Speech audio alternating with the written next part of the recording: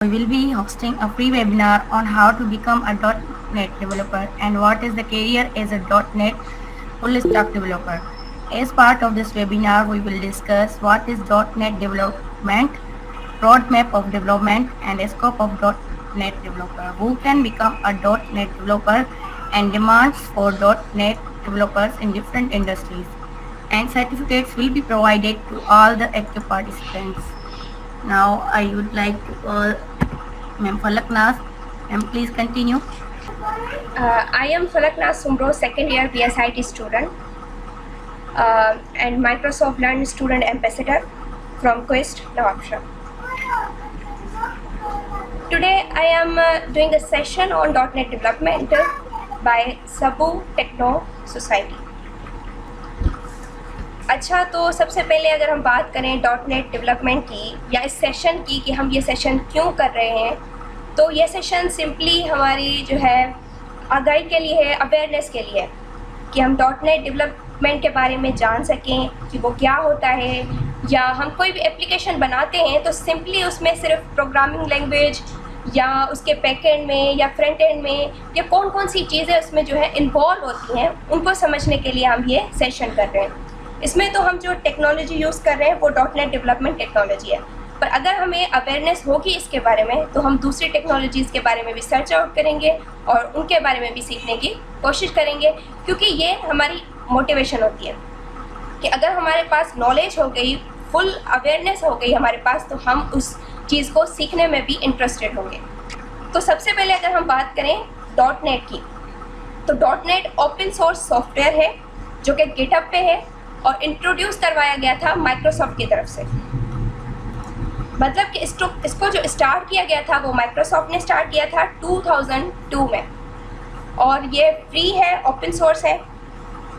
और जब .NEट डेवलपमेंट को स्टार्ट किया गया था तो उसमें ज़ाहिरी बात है पहले जो वर्जन्स हुए तो उसमें कुछ कम चीज़ें होंगी, अब तो वो बहुत एडवांस हो चुका है, बहुत सारी चीज़ें इसमें इन हो गई हैं।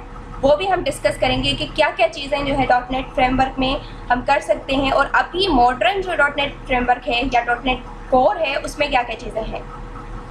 तो पहला जो वर्जन था वो .NEट फ्रेमवर्क था। अब .NEट फ्रेमवर्क क्या था कि उसमें प्री डिफाइंड क्लासेस थी, फंक्शंस थे जो कि हमें मदद करते हैं कोड लिखने के लिए, एप्लीकेशंस को बनाने के लिए। एप्लीकेशंस हम क्या ले सकते हैं, डेस्कटॉप एप्लीकेशन हो गई, वेब एप्लीकेशन हो गई, वेबसाइट्स हम जैसे देखते हैं गूगल वेबसाइट हो गई, फेसबुक हो गया, जितनी भी हम यूज़ करते हैं तो वो एप्लीकेशंस हैं। तो ये हमें फ्रेमवर्क प्रोवाइड करता है प्री डिफाइंड क्लासेस। अब इसका क्या मतलब है, प्री डिफाइंड क्लासेस का ये मतलब है कि हम कोई भी डेवलपमेंट करते हैं जब, तो हमें ईजीनेस प्रोवाइड हो, पहले से ही कुछ कोड लिखा हुआ है बैकएंड में और हम जस्ट उसको कॉल करें। अगर हमने प्रोग्रामिंग की बात करें तो जैसे हम सी प्रोग्रामिंग पढ़ते हैं या C++ पढ़ते हैं या कोई भी प्रोग्रामिंग पढ़ते हैं, तो उसमें हम जो अगर कुछ प्रिंट करवाना चाहते हैं तो सी में जैसे printf यूज़ करते हैं, फंक्शन को कॉल करते हैं और उसमें जो भी हम लिखते हैं तो वो प्रिंट हो जाता है। उसके लिए हमें ज़्यादा चीज़ों मतलब ये करने की ज़रूरत नहीं होती कि पीछे मशीन कोड कैसे बना हुआ है, कौन सी चीज़ें बनी हुई हैं, तो हम जस्ट उसको यूज़ करते हैं। तो आगे देखते हैं कि इसमें क्या क्या चीज़ें हैं, पर फिलहाल के लिए हम अगर बात करें .NEट फ्रेमवर्क वो विंडोज़ के लिए था कि विंडोज़ ऑपरेटिंग सिस्टम पे जितनी भी एप्लीकेशन बनेंगी, जितनी भी रन होंगी, वो .NEट फ्रेमवर्क में बनती थी। उसके बाद जो है .NEट कोर आया जो कि विंडोज़ के अलावा लिनक्स, मैकओएस या बाकी ऑपरेटिंग सिस्टम पे भी काम करती है।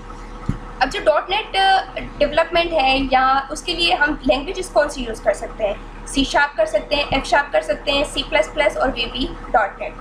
पर अभी जो है जो मॉडर्न है हम C# यूज़ करते हैं क्योंकि ये एडवांस है।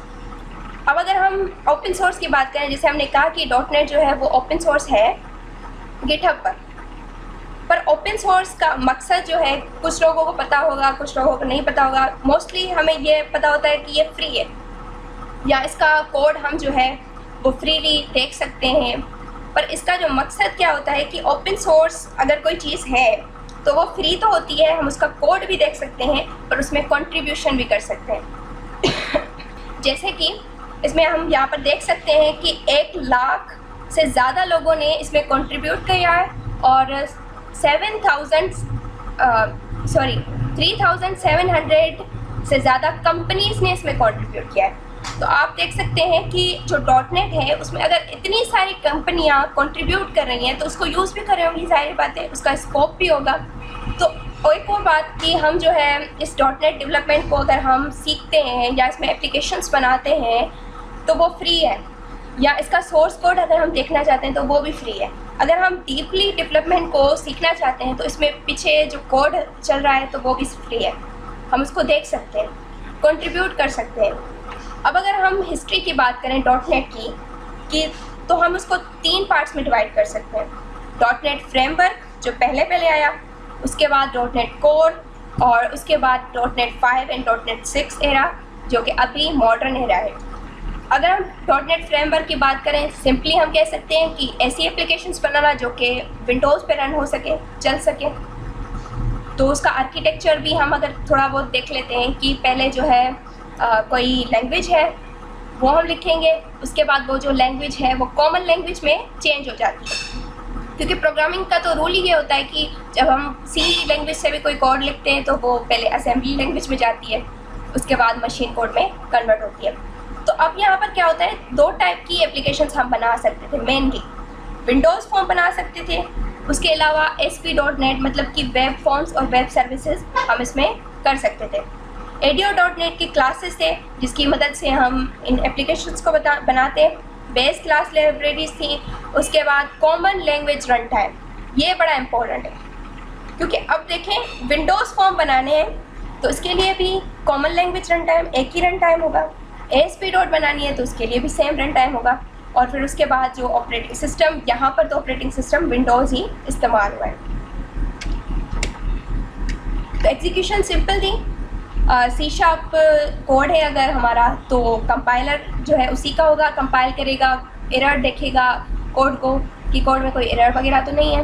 उसके बाद जो है कॉमन इंटरमीडिएट लैंग्वेज में वो कन्वर्ट होगा, रन टाइम में होगा और मशीन कोड में, और हमारे पास एग्जीक्यूशन वो आउटपुट आ जाएगा। सेकंड जो रहा है वो कोर .NET कोर का।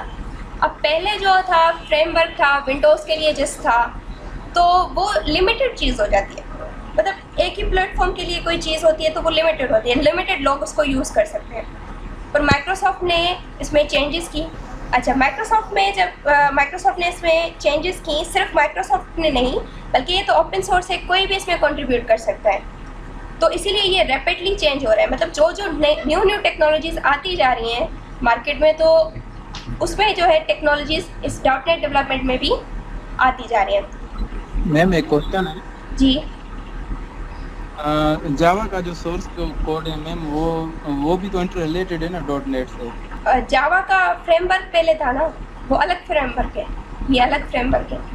ठीक है मैम। .NET कोर एरा में सबसे पहले .NEट फ्रेमवर्क जिसमें हम विंडोज़ फॉर्म बना सकते हैं, वेबसाइट्स बना सकते हैं, और उसके अलावा .NEट कोर को ऐड किया गया।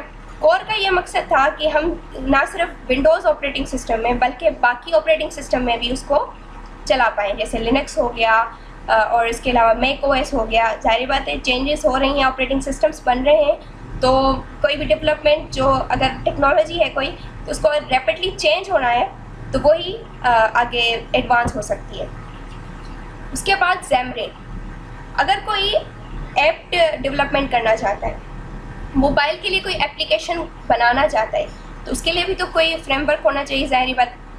तो .NET वालों ने Xamarin जो फ्रेमवर्क इंट्रोड्यूस करवाया .NEट कोर में, जिसमें हम एंड्रॉयड के लिए, iOS के लिए और विंडोज़ के ऑपरेटिंग सिस्टम के लिए मोबाइल एप्लीकेशन बना सकते हैं, क्योंकि अब कुछ साल में जो है मोबाइल का बहुत ज़्यादा दौर आ रहा है, तो उसके लिए भी इन्होंने इंट्रोड्यूस करवाया। पर इसमें मेन बात ये थी कि ये जो कॉमन इंटरफेस है वो सेम ही है, मतलब आपको C# आती है तो वो .NEट फ्रेमवर्क में भी सेम होगी, .NEट कोर में भी सेम होगी, Xamarin में भी सेम होगी, रन टाइम भी सेम होगा, IDE भी सेम होगी, जैसे विजुअल स्टूडियो आप में से बहुत सारे लोगों ने यूज़ किया होगा वो भी सेम होगा। और काफ़ी सारी चीज़ें, जैसे अभी आपने सुना होगा माइक्रोसॉफ्ट एजर या ऐसी डेवलपमेंट माइक्रोसॉफ्ट ये विजुअल स्टूडियो कोड, तो उनको आप फ्रीली यूज़ कर सकते हैं। तो ये भी हमारे लिए बहुत बेनिफिशियल है कि हम उनको फ्रीली यूज़ कर सकते हैं। उसके बाद जो एरा आया वो .NET 5 एंड .NET 6 का। तो .NET 5 में यहाँ पर रैपिडली चेंज आया। पहले क्या था, डेस्कटॉप था, वेब था, मोबाइल था, बस ये तीनों चीज़ें थी। गेमिंग भी थी, पर यहाँ पर जो है इंट्रोड्यूस ज़्यादा करवाया गया कि डेस्कटॉप के लिए आप बना सकते हैं, वेब के लिए बना सकते हैं, क्लाउड, माइक्रोसॉफ्ट एजर आपने सुना होगा, क्लाउड पे हम अपनी डेटा को स्टोर करें, मोबाइल के लिए, गेमिंग के लिए, IoT, इंटरनेट ऑफ थिंग्स, उसके लिए हम यहाँ पर डेवलपमेंट कर सकते हैं। अब जो मॉडर्न AI चल रहा है उसके लिए भी डेवलपमेंट कर सकते हैं .NET 5 में। अब टूल्स क्या थे, विजुअल स्टूडियो हमने यूज़ किया होगा, visual studio for Mac, visual studio code, common line interface, मतलब जो कमांड हम यूज़ करते हैं, ये सारी चीज़ें इनमें यूज़ होती हैं। अब जो मोस्ट मॉडर्न जो एरा है वो .NET 6 एरा है, जिसमें ये सारी चीज़ें मौजूद हैं। क्लाउड भी मौजूद है, वेब भी मौजूद है, डेस्कटॉप भी है, मोबाइल भी है, गेमिंग भी है, सारी चीज़ें मौजूद हैं। पर यहाँ पर जो एक न्यू थिंग कंट्रीब्यूट की गई है वो है common base libraries or APIs। इसके लिए क्या होगा कि सारी जितनी भी लाइब्रेरीज हैं ना, उनको मिक्स किया गया और उन लाइब्रेरीज में सबका सोल्यूशन है। एक ही लाइब्रेरी को, कॉमन लाइब्रेरी को यूज़ करके आप वेब भी बना सकते हैं, डेस्कटॉप भी बना सकते हैं, मोबाइल भी बना सकते हैं और किसी भी ऑपरेटिंग सिस्टम पे उसको चला सकते हैं। तो ये बहुत बड़ी जो है डेवलपमेंट है और जिसको हम यूनिफाइड डेवलपमेंट प्लेटफॉर्म भी कहते हैं, जो कि .NET है। सिमिलरली यहाँ पर जो मल्टी प्लेटफॉर्म ऐप UI को इंट्रोड्यूस करवाया गया कि हम वही चीज़ लैपटॉप में भी देखें, वही चीज़ मोबाइल में भी देखें। जैसे हम इसका एग्जांपल ऐसे ले सकते हैं कि हमारी जो कोई भी वेबसाइट होती है, तो उसको अगर हम मोबाइल में देखना चाह रहे हैं या हम उसको डेस्कटॉप पे देखना चाह रहे हैं, या जैसे हमारा व्हाट्सएप होता है मैम, तो वो मोबाइल में भी हम देख सकते हैं और कंप्यूटर में भी जी देख सकते हैं। पर कंप्यूटर में क्या होता है कि देखें, जैसे यहाँ पर कंप्यूटर के डेस्कटॉप के हिसाब से ये मैनेज है यूट्यूब, पर अगर हम मोबाइल में देखेंगे तो वो मोबाइल के हिसाब से मैनेज होगा और इजीली हम उसको यूज़ भी कर पाएंगे। तो इस तरीके से हम उसको कर सकते हैं। तो अभी ये प्लेटफॉर्म जो है ना, हमें ये रिस्पॉन्सिव, लेकिन ये तो मैम जब डेवलपमेंट का टाइम होगा तो उसी टाइम पे हम ये डिसाइड करते हैं ना कि फर्स्ट ऑफ ऑल उसका जो बैकग्राउंड होता है तो किस हिसाब से हम डेवलप करना चाहते हैं, कंप्यूटर के हिसाब से या मोबाइल के हिसाब से। वो तो हम पे डिपेंड कर, ये .NET डेवलपमेंट हमें जो है वो देती है कि हम वो डिसाइड कर पाएँ कि हम सिर्फ डेस्कटॉप के लिए बना रहे हैं या दोनों के लिए बना रहे हैं, ये हमें प्रोवाइड करते हैं। जैसे आगे चलकर हम मोबाइल के बारे में बात करेंगे ना, कि मोबाइल में एक तो होता है कि हमने सुना होगा कि एंड्रॉयड एप्लीकेशंस, एक हमने सुना होगा कि iOS एप्लीकेशंस, दूसरी हमने सुनी होंगी कि जो कि दोनों में चल सकती हैं। तो ये .NET जो है हमें प्रोवाइड करता है, एक्सेस देता है कि आप किसके लिए एप्लीकेशंस बनाना चाह रहे हैं, अलग अलग के लिए बनाना चाहें या दोनों के लिए बनाना चाह रहे हैं। अब जो है .NEट डेवलपर कौन होता है, जो कि .NEट डेवलपमेंट करता है, टेक्निकल प्रोफेशनल होता है, क्रिएट करता है, डिज़ाइन करता है, इम्प्लीमेंट करता है सॉफ्टवेयर को .NEट प्लेटफॉर्म टेक्नोलॉजीज़ को यूज़ करके। समटाइम्स क्या होता है कि हमारे जो हम डेवलपमेंट करते हैं उसमें कुछ लोग जो होते हैं वो सारी डेवलपमेंट .NEट प्लेटफॉर्म्स पे ही करते हैं, बैक एंड, फ्रंट एंड, सारा कुछ। पर कुछ लोग ऐसे होते हैं जो कि अगर ASP.NET को यूज़ कर लिया बैक एंड के लिए, बाकी जो है फ्रंट एंड के लिए बाकी चीज़ों को यूज़ कर लिया, तो वैसे भी हम यहाँ पर कर सकते हैं। जैसे हम बात करें फुल स्टैक .NEट डेवलपर की, अगर कोई जो है डेवलपर बनना चाहता है, फुल स्टैक .NEट डेवलपर बनना चाहता है, मतलब फ्रंट एंड की भी .NEट के हिसाब से करना चाहता है एप्लीकेशन को, बैक एंड में भी .NEट को यूज़ करना चाहता है, तो उसको हम कहते हैं फुल स्टैक .NEट डेवलपर। अब अगर हम फ्रंट एंड की बात करें और बैक एंड की बात करें, तो फ्रंट एंड में क्या होता है कि क्लाइंट साइड पे कोई चीज़ें नज़र आ रही हो, क्लाइंट या यूज़र उसको यूज़ कर रहा हो। डेस्कटॉप पे हम अगर कोई एक्सेल में माइक्रोसॉफ्ट एक्सेल यूज़ कर रहे हैं फॉर एग्जांपल, तो वो क्लाइंट साइड पे हम यूज़ कर रहे हैं। मोबाइल पे कोई चीज़ यूज़ कर रहे हैं तो वो क्लाइंट साइड पे। पर उसके पीछे जो है सर्वर साइड पे अगर कोई डेवलपमेंट करता है तो उसको बैक एंड कहते हैं। अब फ्रंट एंड में भी हम ये कह सकते हैं कि हमारा डेटाबेस इन्वॉल्व होगा। क्यों होगा? कि फ्रंट एंड में बताना होता है, ज़ाहिर बात है कि अगर कोई चीज़ इंसर्ट हो रही है, अगर कोई यूज़र इस बटन जाहिर है को, कुछ मैम डेटा को सेव तो करना है हमें कहीं पर, उसको कुछ ना कुछ तो पास देना है ना। जी अब वो बताना है हमें कि जो है किस तरीके से सेव होगी, इंसर्ट कैसे करना है। हम जैसे बताते हैं कि ऑपरेशन, जैसे बताते हैं कि मल्टीप्लिकेशन का ऑपरेशन है, तो हम उसको करके दिखाते हैं प्रोग्रामिंग में कि ये इस तरीके से सेव हो। फिर पीछे सर्वर की साइड पे कैसे मैनेज हो रहा है या सिक्योरिटी कैसे मैनेज कर रहे हैं, वो अलग चीज़ होती है जिसे बैकएंड डेवलपर करता है। पर अगर आप दोनों करना चाहते हैं तो आप फुल स्टैक .NET डेवलपर बन सकते हैं।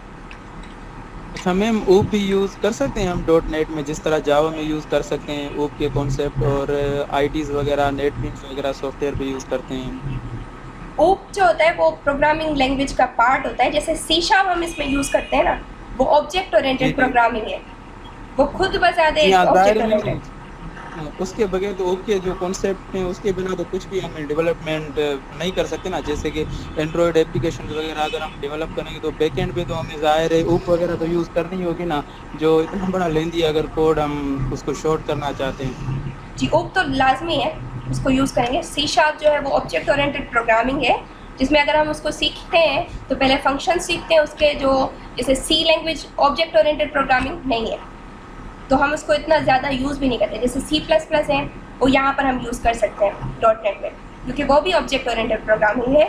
और अगर हम कोई एप्लीकेशन अगर हम डेवलप करना चाहते हैं तो उसके लिए ऑब्जेक्ट ओरिएंटेड प्रोग्रामिंग होना लाजमी है, क्योंकि इसकी जो लाइब्रेरीज भी हम यूज़ करते हैं ना, उसमें ऑब्जेक्ट्स होते हैं, क्लासेस बने हुए होते हैं, जिनको हम बस जस्ट कॉल करवा के यूज़ करते हैं। हाँ बिल्कुल, कुछ क्लासेस वगैरह होती हैं जो यूज़ करके इनहेरिटेंस वगैरह और बाकी इनकैप्सुलेशन वगैरह उनके ज़रिए मतलब कुछ भी डेवलप कर सकते हैं। जी अब फुल स्टैक डेवलपर की अगर हम टेक्नोलॉजीज़ की बात करें तो फ्रंट एंड डेवलपर में, यहाँ पर हम वेबसाइट की एग्जांपल ले लेते हैं कि फ्रंट एंड में तो जाहिर है बात है HTML, CSS, जावास्क्रिप्ट तो असेंशियल होता है, लाजमी है, वो तो हम डेवलपमेंट ये .NET के साथ भी यूज़ करेंगे।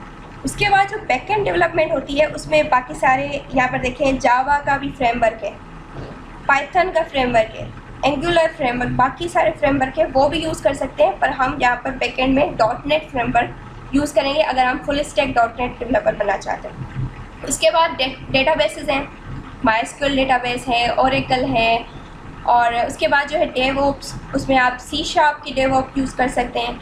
मोबाइल ऐप डेवलपमेंट में Xamarin यूज़ करेंगे हम यहाँ पर।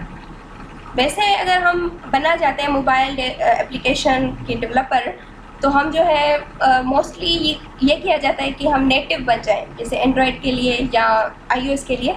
पर हमारे पास ये फैसिलिटी है कि Xamarin है, तो हम दोनों के लिए बना सकते हैं, जो कि रन हो वही सेम एप्लीकेशन एंड्रॉयड पे भी चलेगी, सेम एप्लीकेशन जो है iOS पे भी चलेगी।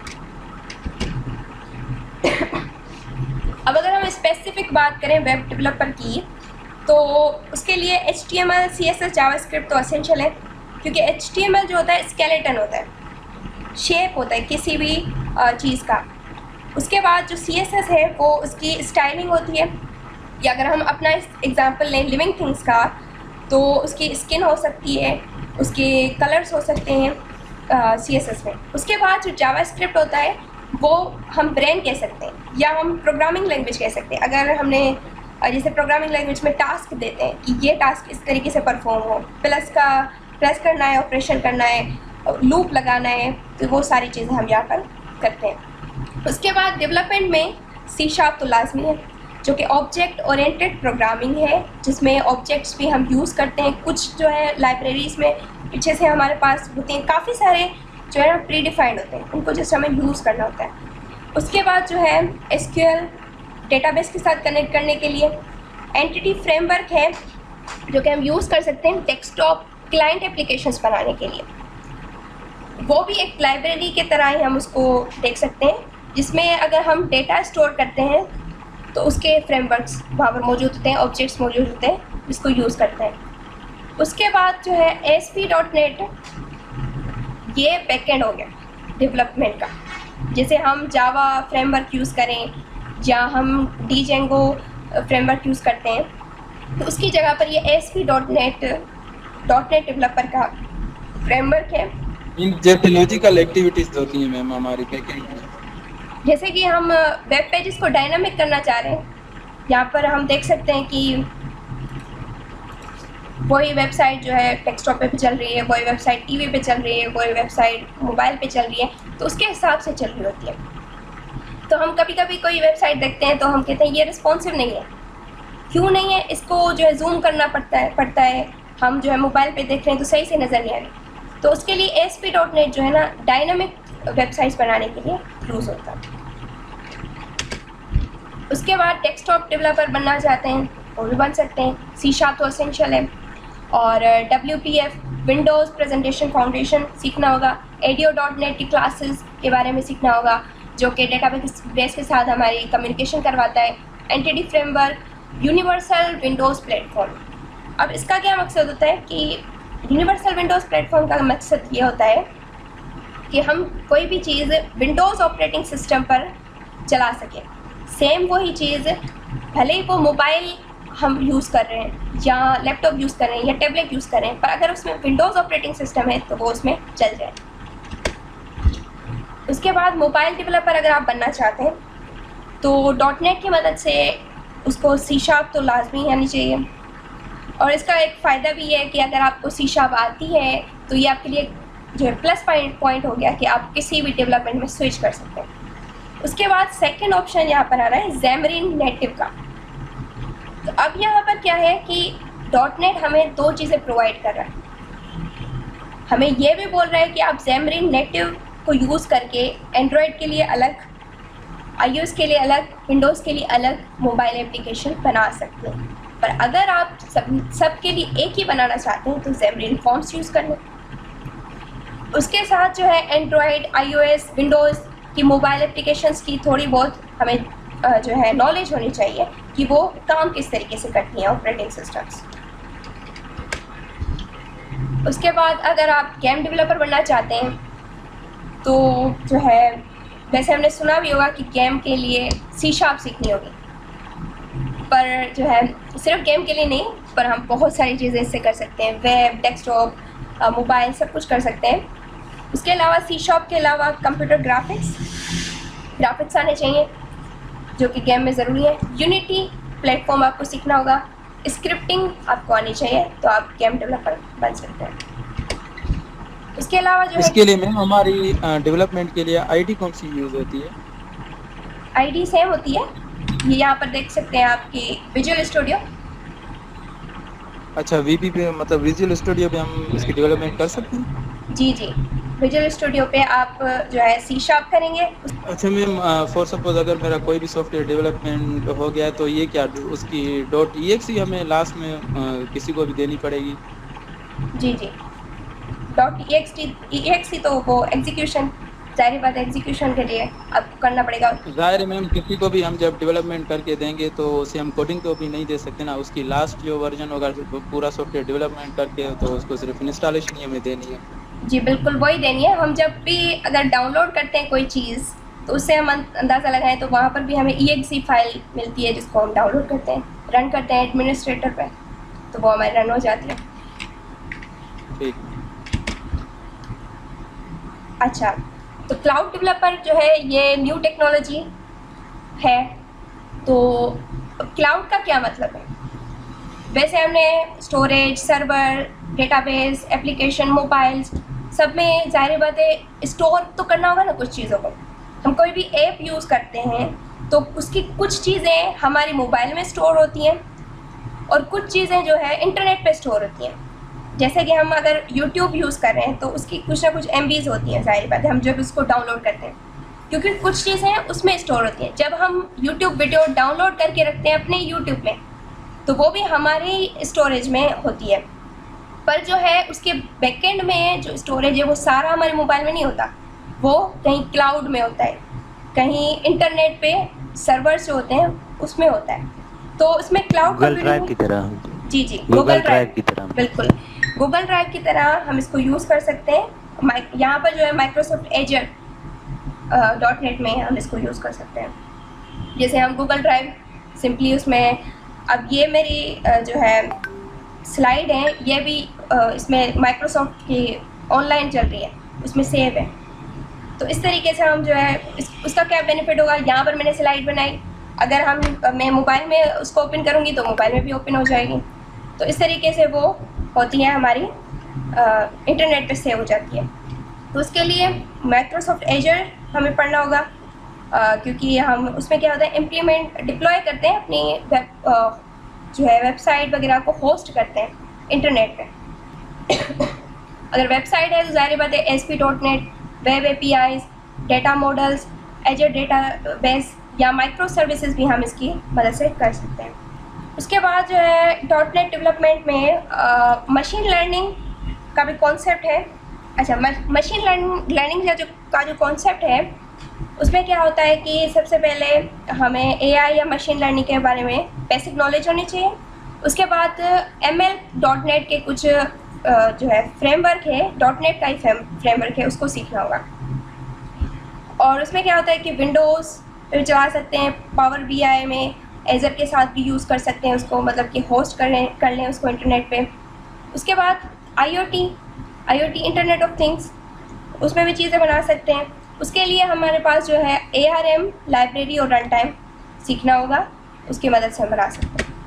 अच्छा, फ्यूचर की बात करें .NET की, तो हम कैसे प्रेडिक्ट करें कि फ्यूचर होगा कि नहीं होगा। तो प्रेडिक्ट हम इस तरीके से कर सकते हैं कि एवरी ईयर, हर साल जो है क्या उसमें चेंजिंग्स आती रहती हैं, क्योंकि कंट्रीब्यूटर ज़्यादा है, फ्री ओपन सोर्स है, कोई भी इसमें कंट्रीब्यूट कर सकता है। अगर उसकी जो कंट्रीब्यूशन सही हो जाती है, करेक्ट हो जाती है, तो फिर वो जो है डिप्लॉय कर दिया जाता है और वर्जन्स आते रहते हैं। तो इससे हमें ये अंदाज़ा हो सकता है कि अगर आगे जितनी भी न्यू चीज़ें आएंगी ना, तो वो .NET डेवलपमेंट में ज़रूर होगी। फ़ायदे, ओपन सोर्स है, यूनिफाइड है, किसी भी प्लेटफॉर्म पे इसको हम कर सकते हैं, फुल स्टैक डेवलपमेंट है, मॉडर्न है, फास्ट है, इवॉल्व करना मतलब कि न्यू चीज़ें इसमें लाना इजी है, लार्ज कम्युनिटी सपोर्ट है इसमें। उसके अलावा जो है clear path of updates and releases, क्या होता है कि इसमें जो है अपडेट्स ज़्यादा आते हैं, क्लियर आते हैं और जल्दी आते हैं। जैसे कि हमने पहले भी कहा कि जो है गिटहब पे 1 लाख से ज़्यादा जो कंट्रीब्यूटर्स हैं, 3000 से ज़्यादा जो है वर्ल्ड वाइड कंपनीज़ जो है वो इसको कंट्रीब्यूट कर रही हैं। उसके बाद हम अगर रिस्पॉन्सेस की बात करें, मतलब स्टैक ओवरफ्लो पे सर्वे हुई थी 2021 में, तो उसमें बताया गया कि जो ASP.NET कोर है उसको 20% यूज़ किया जाता है, ASP.NET है उसको 17% यूज़ किया जाता है। मतलब कि कितने सारे लोग इसको, कितनी सारी कंपनीज़ यूज़ करती हैं। तो अगर आप जॉब करना चाहते हैं तो उसमें भी आप अंदाज़ा लगा सकते हैं कि बहुत सारी कंपनीज़ इसको यूज़ करती हैं। उसके अलावा .NET फ्रेमवर्क है उसको 37.1% यूज़ किया जाता है, लोग और कंपनीज उसको यूज़ करती हैं।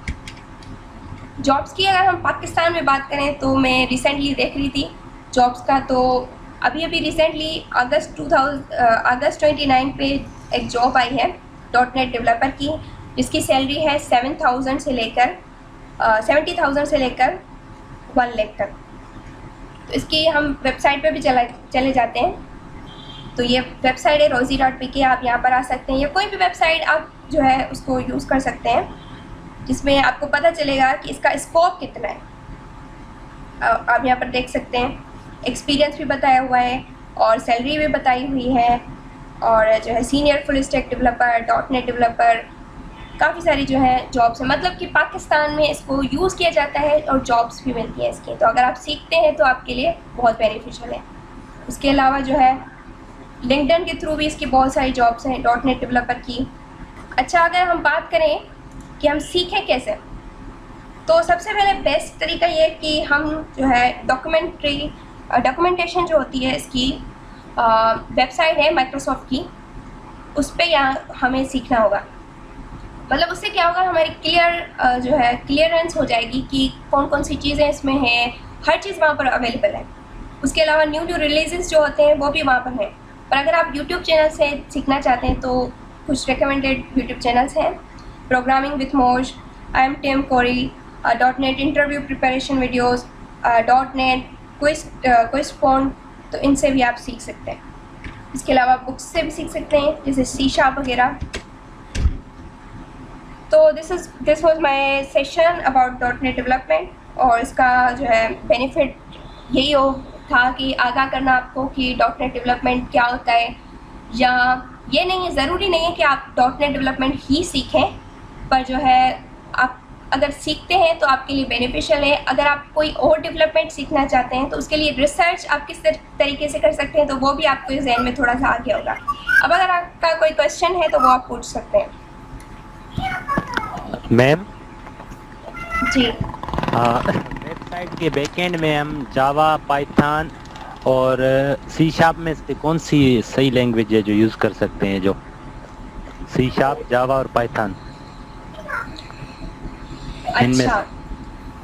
तो अगर आप, वो मैंने कहा ना कि अगर आप डॉट नेट डेवलपमेंट में जा रहे हैं तो आप सी शार्प करेंगे, अगर आप दूसरे डेवलपमेंट में जा रहे हैं तो जावा करेंगे। वो आप पे डिपेंड करता है, आपके इंटरेस्ट पे डिपेंड करता है कि आपको कौन सी चीज़ जो है सही लगती है। बाकी कोई भी टेक्नोलॉजी जो है वो ऐसे सही या ख़राब नहीं होती, उसके स्कोप को देखा जाता है। तो अगर आप, जैसे रिसेंटली अभी पाइथन ज़्यादा चल रहा है क्योंकि वो ईजी है, तो आप वो भी यूज़ कर सकते हैं। जावा जो है काफ़ी कंपनीज़ में ज़्यादा होता है, तो वो आप वो यूज़ कर सकते हैं। अगर आप डॉट नेट डेवलपमेंट की तरफ जाना चाहते हैं तो वो आप सी शार्प यूज़ करेंगे। असल में मैम एक और भी चीज़ है ना, अगर आपकी डेवलपमेंट किसी भी लैंग्वेज पे है तो अगर उसमें एक्सपर्टीज़ की लेवल आपकी जो है ना अच्छी है तो किसी भी लैंग्वेज पे आप जो है ना मूव कर सकते हैं। सिर्फ उसका सिंटेक्स चेंज होता है, बाकी जो बैकएंड पे लॉजिकल चीज़ें हैं वो सारी सेम ही होती है तकरीबन। बिल्कुल, ये बिल्कुल सही कहा आपने कि अगर हम जैसे ना हमें पढ़ाया जाता है स्टार्ट में सी, उसके बाद C++ या जो भी आपको पढ़ाया जा रहा है, पाइथन पढ़ाया जा रहा है, कोई भी लैंग्वेज आपको पढ़ाई जा रही है, तो हम जब दूसरी लैंग्वेज में स्विच करते हैं ना तो हमें कॉन्सेप्ट तो वही होते हैं ना, पीछे तो सारा वही होता है, सिर्फ उसकी जो है सिंटेक्स चेंज होती है। जैसे पहले हमने C पढ़ा, C शार्प पढ़ा और C++ पढ़ा, अब मैं जावा स्क्रिप्ट पढ़ रही हूँ तो मुझे इतनी मुश्किल नहीं हो रही, बिल्कुल ईजी लग रहा है क्योंकि पीछे तो सारे लूप सेम है और जो है वेरिएबल सेम है, डेटा टाइप सेम है, सब कुछ तो सेम है। तो उसके लिए अगर आप डेवलपमेंट करना स्टार्ट करेंगे तो आप किसी भी जो है डेवलपमेंट में मूव हो सकते हैं।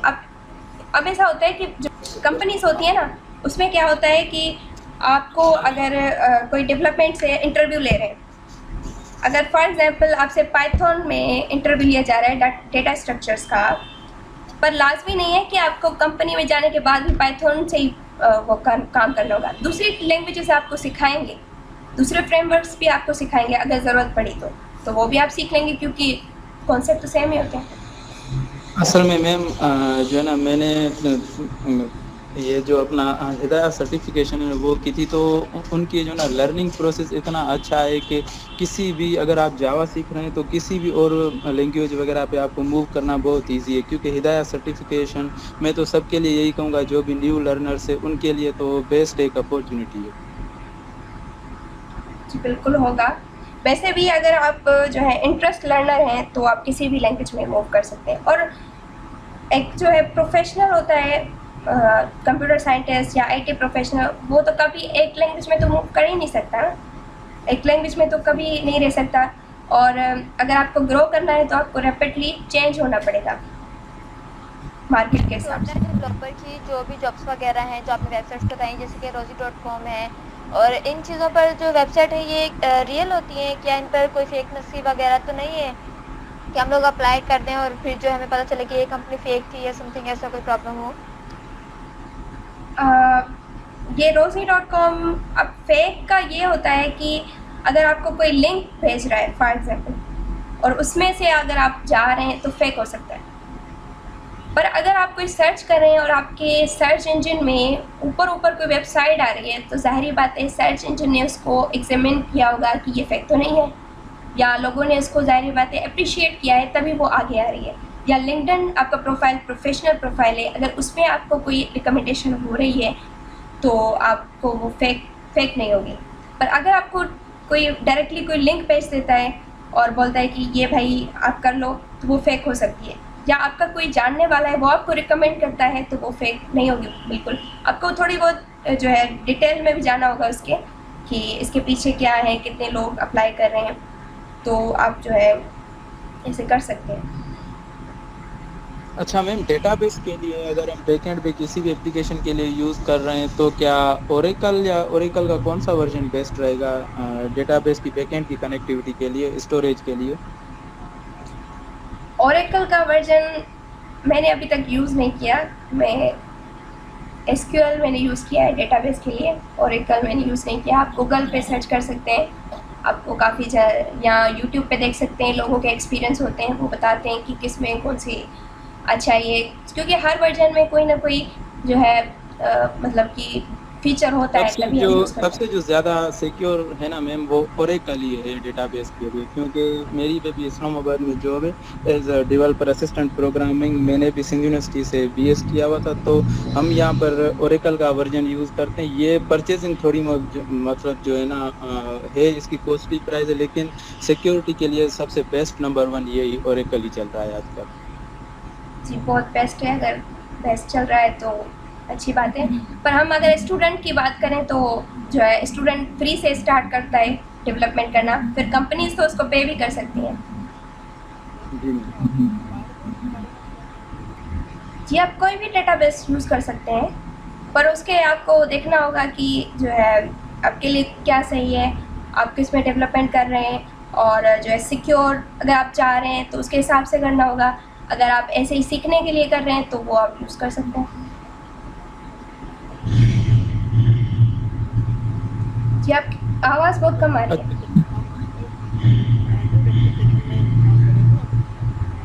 जी जी जी अच्छा मैम, एक चीज़ पूछनी थी, आपने कौन कौन सी मतलब डॉट नेट पे जो है ना सॉफ्टवेयर वगैरह डेवलपमेंट लेवल तक किए हुए हैं? जी डेस्कटॉप के लिए मैंने किया। अच्छा, डेस्कटॉप एप्लीकेशन वगैरह? जी जी डेस्कटॉप वेब एप्लीकेशन किए हैं, वेब प्रोजेक्ट्स। एप्लीकेशन वगैरह पे आपका नहीं रहा कोई एक्सपीरियंस वगैरह? जी वेब एप्लीकेशन में अभी तक तो नहीं रहा, पर मैं अभी सीख रही हूँ वेबसाइट्स बनाने के लिए। जी जी तो मैम मेरा एक क्वेश्चन है, लेकिन वो इतना रिलेट नहीं, डॉट नेट से रिलेट जनरल क्वेश्चन है फ्रेशर के लिए, क्योंकि मैं स्टूडेंट हूँ एक। तो एज अ फ्रीलांसर हमें कहाँ से स्टार्ट करना चाहिए, वो कौन सा पॉइंट है जहाँ से हमें स्टार्टअप लेना चाहिए? डॉट नेट में कह रहे हैं? मैं जनरली फ्रीलांसिंग के लिए या डॉट नेट के रिलेट कोई स्टार्टअप अच्छा, स्टार्ट जो है आप मोस्टली जो है ना इंटरनेट पे अभी मैंने जितना ऑब्जर्व किया है, तो मैंने देखा था फ्रीलांसिंग फाइवर वगैरह पे भी, तो उसमें डॉट नेट के भी मैंने काफ़ी देखे थे, तो उसमें लोग काम भी कर रहे हैं, उनको काम मिल भी रहा है फ्रीलांसिंग में।